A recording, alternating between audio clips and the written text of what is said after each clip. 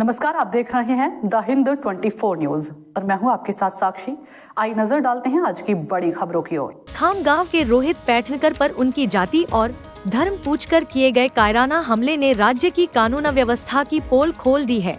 इस गंभीर घटना के बाद हमलावरों पर कड़ी कार्रवाई की जानी चाहिए। साथ ही अब तक राज्य में जितने भी गृह मंत्री हुए हैं, उनमें से देवेंद्र फडणवीस सबसे कमजोर और लाचार गृह मंत्री साबित हुए हैं। ऐसी तीखी आलोचना महाराष्ट्र प्रदेश कांग्रेस कमेटी के अध्यक्ष हर्षवर्धन सपका ने की। वे मंगलवार सुबह अकोला में घायल रोहित पैठणकर की तबीयत का हालचाल जानने पहुंचे थे। गत सप्ताह खामगांव में रोहित पैठणकर नामक युवक की बेरहमी से पिटाई की गई।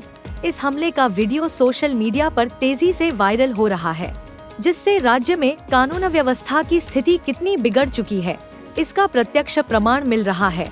हमलावरों ने पीड़ित से उसकी जाति और धर्म पूछकर उसे गाय चोर कहकर सरेआम अमानवीय रूप से पीटा और उसे निर्वस्त्र करने तक की कोशिश की। यह पूरा वीडियो सोशल मीडिया पर प्रसारित किया गया, जिसने राज्य भर में आक्रोश की लहर पैदा कर दी है।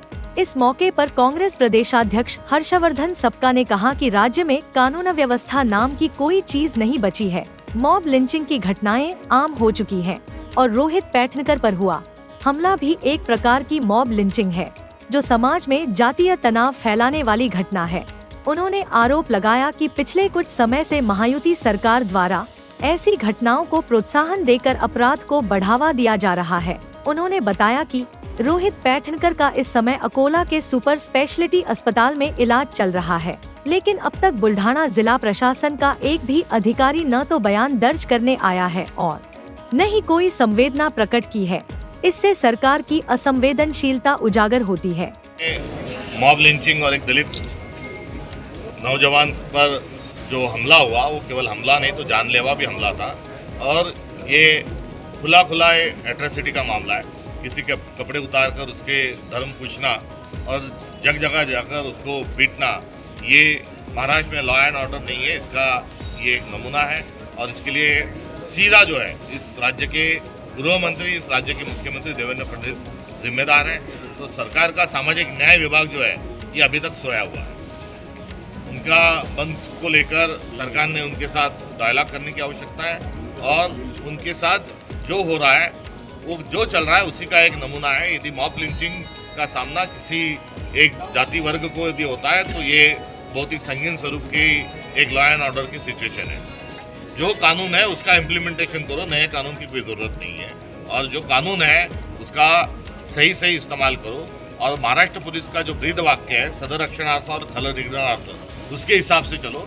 मगर ये गलत आदमी को संरक्षण दे रहे हो और सज्जन आदमी को ये बेफजूल में उसको तकलीफ दे रहे हैं। सर, आपको ऐसा लगता नहीं क्या कि आपने आवाज़ उठाए इसलिए इसका इंतजाम यहाँ पे अच्छी तरह से हुआ? नहीं तो यहाँ पेशेंट को इतनी देख रहे कि यहाँ पे होती नहीं है। तो कल हमारे यहाँ के जो आमदार महोदय साजिद भाई और हमारे जिला कांग्रेस कमेटी के जो सदर हैं अध्यक्ष, इन लोगों ने कल तात्काल स्वरूप में हमारी बात होने के बाद पार्टी के जानिब से उन्होंने यहाँ आकर पेशेंट को जो मदद की है, उसके बाद पेशेंट के भी रिश्तेदारों ने उसका समाधान किया। नहीं, कांग्रेस आवाज़ नहीं उठाती तो ये उसका इतना सुधार नहीं होता। बदकिस्मती से कांग्रेस ने आवाज़ उठाना कांग्रेस का फर्ज है, मगर कांग्रेस को इस पर आवाज़ न उठाते हुए भी पेशेंट को सही ट्रीटमेंट मिलना चाहिए थी। मगर ये सरकार जानबूझकर इस ऐसे मामलों को दबाने की कोशिश करती है, इसलिए ट्रीटमेंट भी सही से नहीं हुई। देखते रहिए द हिंद 24 न्यूज।